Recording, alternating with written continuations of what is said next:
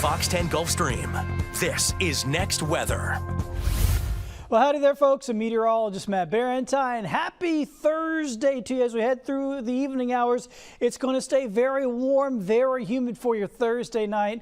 Not really a surprise there. Let's look ahead to your Friday. We start out very sticky, air you can wear. Now, I know, once again, we're headed towards another very hot day. In fact, we have a heat advisory up again for Friday. Upper 90s for the temperatures. Will easily hit heat index values above that. So we have that heat advisory again going on for our Friday. Look at these heat index numbers, easily getting up there to close to or even at 110 in the afternoon. That's what it's going to feel like. Remember, the heat index is a factor of how much humidity is in the air plus the heat. In other words, when it gets like this, it's basically your body's ability to cool itself. You sweat, that sweat evaporates. But in conditions like this, your sweat does not evaporate very well, and it makes you feel hotter. And that's what we've got going on out there for your Friday afternoon. So you take your precautions, you drink your water, you stay hydrated, you stay inside in the hottest part of the day if you can. And if you are outside, you not only stay hydrated, but you make sure you take frequent breaks and find as much shade as possible. All right, let's head out to the tropics. We've got Tropical Storm Dawn. Where is it at? The middle of nowhere in the Atlantic. It's been looping around. It's going to continue to loop around and eventually loop its way out to the North Atlantic. So Dawn is a big storm and nothing out there. Don't have to worry about that one. And then we have a tropical wave that is way out in the Atlantic that's going to work its way across the Atlantic. The chances of this thing developing are really low, and there's a good reason why the chances of development here are very low. The water is extremely warm, but it's dealing with a big batch of Saharan dust across the Atlantic right now. Saharan dust is it dries out the atmosphere, it just hampers any tropical development. And there's just a huge slug of it out here in the Atlantic, and there's actually another wave of it about to come off of the African coast. As much as that as we can have, we'll take, because it'll help us out here for the Atlantic season. All right, so let's move beyond your Friday. Your Friday's going to be hot. It's going to be pretty much dry. Only rain chances very low tomorrow. Saturday, things change. A system is going to come on down. Yeah, finally going to shake things up. Now, I don't think this gets here until later in the afternoon. So our Saturday is still going to get hot. Because this doesn't get here until the afternoon with the showers and storms, it means we'll still get in the mid-90s. So it's still going to be a hot day.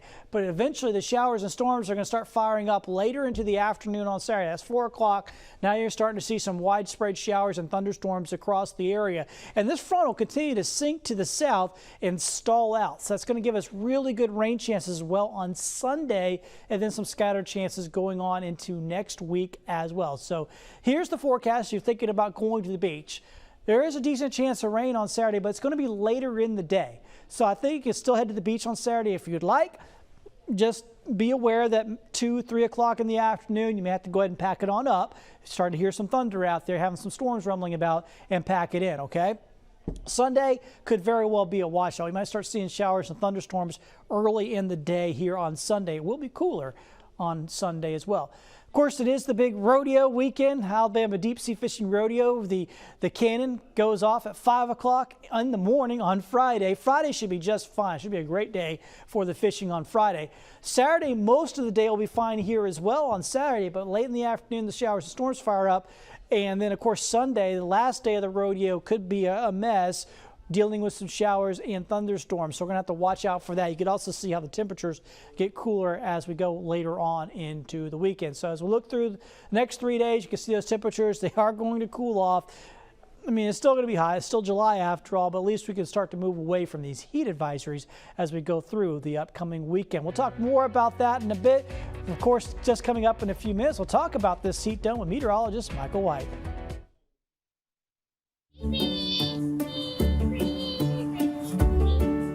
Can I play? Sure, but you need to bring your own truck. That's not a problem. The Fox 10 Storm Tracker Fleet, taking you live to more places, covering the Gulf Coast like no one else can. Unrivaled experience, unparalleled severe weather coverage. I think I need a bigger sandbox.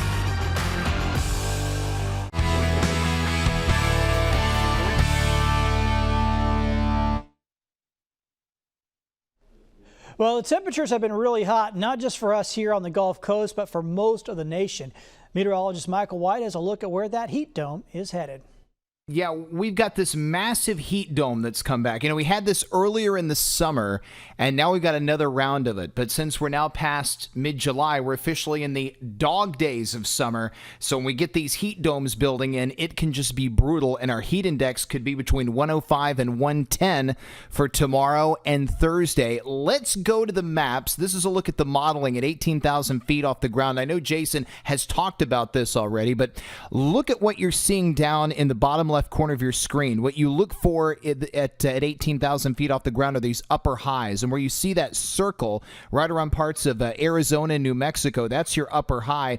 And normally if it hits 594 or 597, that's extremely hot. Rarely do you ever see the number 600, but that is what we see on that chart, which lets you know that that is where the hottest temperatures tomorrow are going to be sitting. Now, we are still going to be covered by that heat dome, so our temperatures are still going to be hot. We're going to be in the mid to upper 90s with a heat index between 105 and 110, but it's going to be worse down in parts of Arizona, New Mexico, and Texas. We take a peek at how things are going to look as we move forward into Thursday, and you can still see that big heat dome across parts of the southwestern United States, which is wide enough to encompass parts of the Gulf Coast.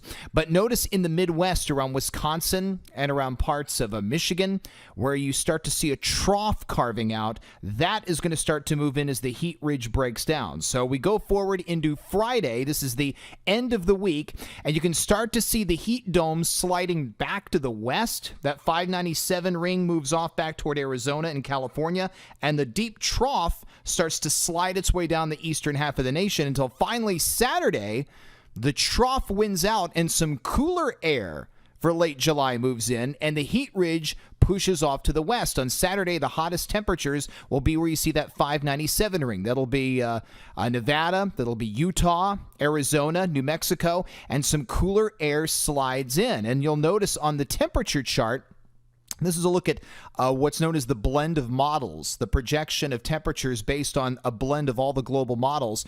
You can see the high temperatures will be sliding down to under 90, possibly by Sunday and Monday of next week. And the morning temperatures, we get less humid. The mornings go down to the mid to low 70s. Granted, that's not going to feel like a fall day, but hey, it's actually going to feel pretty good for late July as we move into the weekend, and especially as we kick off next week. So that's not bad at all. Now, we will see higher rain chances over the weekend, as Jason's already talked about. I know he'll summarize it at the end of this edition of Next Weather, but it does look like we're going to see the temperature sliding based on that heat dome moving out. But in the short term, it is going to be pretty rough out there, so you know the routine. You got to stay hydrated. You got to stay in the AC whenever possible. Have outdoor activities, move them indoors as a temporary backup plan. Also, remember that heat exhaustion and heat stroke can happen quickly and unexpectedly for you in this type of air mass, and you may not even know that it's happening until it's too late. So you've got to always remember to keep cool when you can, stay hydrated all day, and check on the elderly. Make sure that they are in a nice, cool place as well. I'm meteorologist Michael White. I'll be back tomorrow morning for another edition of Good Day Gulf Coast, and I hope I see you then right here on Fox 10, and I hope you have a wonderful rest of your night. And for next weather, I'll go ahead and send it back to you in the studio. Floods have triggered an emergency in Kentucky. 70 million people across the nation are sweltering under heat alerts, and temperatures hit triple digits with no relief in sight. Yvonne Rodriguez has the big weather events impacting the nation. A trail of destruction left behind by a tornado tearing through North Carolina Wednesday afternoon. Well, that's my sister's home behind you. That's totally destroyed. My aunt's home right here. That's pretty much gone as well. Fast rising waters seeping into homes and cars. That's my truck. Turning roads into rivers in Kentucky. Catastrophic floods triggering an emergency in Mayfield, where an EF4 tornado killed dozens of people in 2021. Moments ago, I declared a state of emergency due to the impacts from severe weather. In Pennsylvania, unfavorable conditions have suspended the days-long search for a 2-year-old and 9-month-old who have been missing since Saturday after flash floods submerged the car they were in, killing their mother. We ask that everybody stay away from the flood zone. Meanwhile, life-threatening heat continues to shatter records in parts of the country. Took care of a lady that was burnt on the asphalt. I mean, if it's 120 out here, the asphalt's 175 easy. Phoenix has seen sizzling temperatures over 110 degrees for 20 straight days now. It's like being in the kitchen on Thanksgiving with all the ovens and the stoves going. It's hit 100 degrees and higher for 34 consecutive days in El Paso, Texas. And in Florida, where the heat index has topped 100 for nearly 40 days, Miami-Dade commissioners gave initial approval to a measure that would mandate shade and water for outdoor workers when the heat index tops 90 degrees. I'm Ivan Rodriguez reporting. All right, coming up, we'll have a look at your extended outlook. New to the FOX10 weather app, your 24-hour radar forecast. Be the first to see how precipitation is going to affect your plants across the Gulf Coast. Detailed hour by hour, the 24-hour radar forecast on the FOX10 weather app. Plus the latest breaking news with the FOX10 News app. Got him both. Stay alert with FOX10. Prime time is FOX10 time. The latest on the night's top stories are first on Fox 10 News at 9. Wrap up your day, informed and ready for the morning.